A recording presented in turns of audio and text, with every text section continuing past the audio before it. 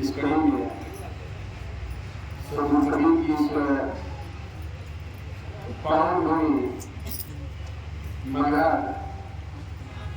जो हम सब कबीर साहब के भक्तों के लिए यह एक महाधाम है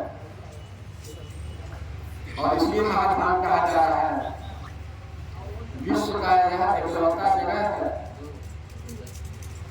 जिस तरह आज पूरी दुनिया में धर्म के नाम पर लोग लड़ रहे हैं, झगड़ कर रहे हैं, जान जा रही है, लेकिन आज हम सब कबीर साहब के भक्तों का एक परम सौभाग्य है कि जिस जगह पर बैठे हैं यहाँ पर समाज और मैदान दोनों है। हिंदू मुस्लिम जो शब्द है आज के शब्दों में इसको एक बंटवारा के रूप में एक दूसरे के नफरत के शब्द प्रयोग होता है, लेकिन सदगुरु कबीर की इस जगह पर जब हम आ जाते हैं तो जिस तरह से आप लोग कुंभ से आए हैं तो कुंभ में देखेंगे कि वहाँ गंगा और यमुना दोनों का संगम होता है। इस भारत में पहला स्थल प्रयागराज है जहाँ दो नदियों का संगम है। यही महाकुंभ चाहे उज्जैन हो,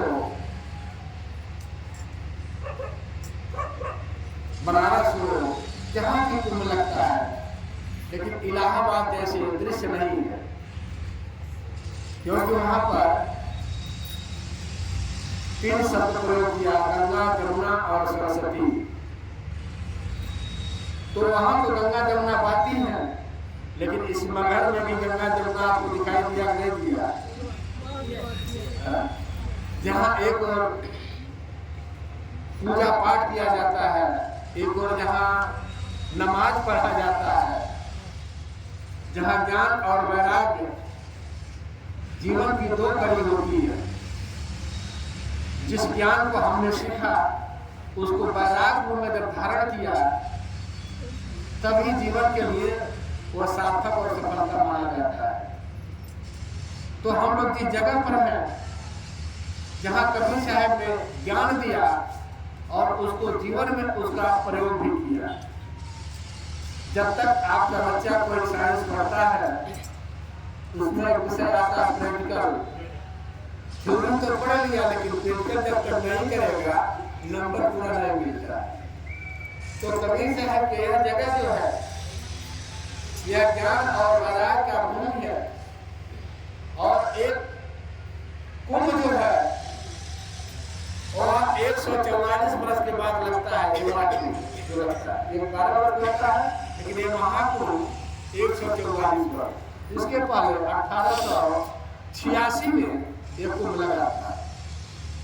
उस समय शायद एक अंग्रेज ने मदन मोहन मालवीय जी से पूछा था कि दुनिया का इतना बड़ा संगम, इतना बड़ा मेला कैसे संपन्न होता है। इनको निमंत्रण देने में, बुलाने में तो काफी व्यवस्था देनी पड़ती होगी। तो मालवीय जी ने कहा कि नहीं, 2 पैसे का पंचांग ले करके देख के बता दिया जाता है और बिना किसी सूचना, बिना तंत्र के एक जनता, एक आदमी दूसरे बताते बताते ये पूरा 10 करोड़ की भी अपने आप चली जाती है और किसी व्यवस्था नहीं करना पड़ता है। अपना कपड़ा लत्ता धोती चादर सब लोग लेकर के पहुंच जाते हैं। तो उसने कहा ये तो वंडरफुल, बहुत आश्चर्य है। यह दुनिया का इकलौता ऐसा हिंदुस्तान है जहाँ पर कोई राजनेता पार्टी बुलाना चाहे तो 1 लाख 2 लाख भीड़ जुड़ा सकता है अपनी गाड़ी बस टेम्पू लगा करके, लेकिन इतना बड़ा संगम नहीं कर सकता है। तो क्या है? यह ज्ञान और यह भक्ति है। वही भक्ति की धारा यहाँ से सदगुरु कबीर ने बहाया। और अभी आप धनी धर्मदास साहब का पद सुना रहे थे। जहाँ तक मुझे याद है और जानकारी के अनुसार भक्ति की जो धारा धर्मदास साहब ने बहाया शायद वो अद्भुत है। उस तरह से धारा अब तक कबीर पंथ में कोई नहीं बहाया होगा। परसों में ऐसे मध्य प्रदेश से ही कुछ लोग आए थे, तो मैं एक संगीत के माध्यम से धन धनदास साहब का सदगुरु के प्रति कितनी प्रगाढ़ भक्ति थी, उस भक्ति को इतना उन्होंने जीवन में जोड़ा तो रात में शब्द देखने लग गए कि मैं सदगुरु के ध्यान करा और गुरु हमारे पास आ गए। अभी गुरु का कोई टेलीफोन कोई मोबाइल नहीं थी, लेकिन एक हृदय का तार जिससे जुड़ जाता है वह हृदय अपने आप बात करने लग जाता है।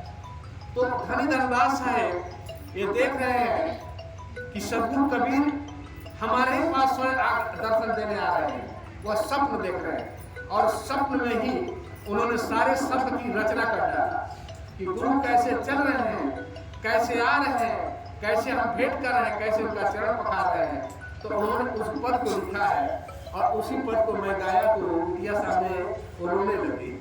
तो हम कहे कि देखो अभी कितने वर्ष हुआ साहब को गए, लेकिन उनके शब्दों में कितना बड़ा प्राण भरा है, कितनी बड़ी भक्ति भरी है। तो उस पद को मैं भी सुना दूं।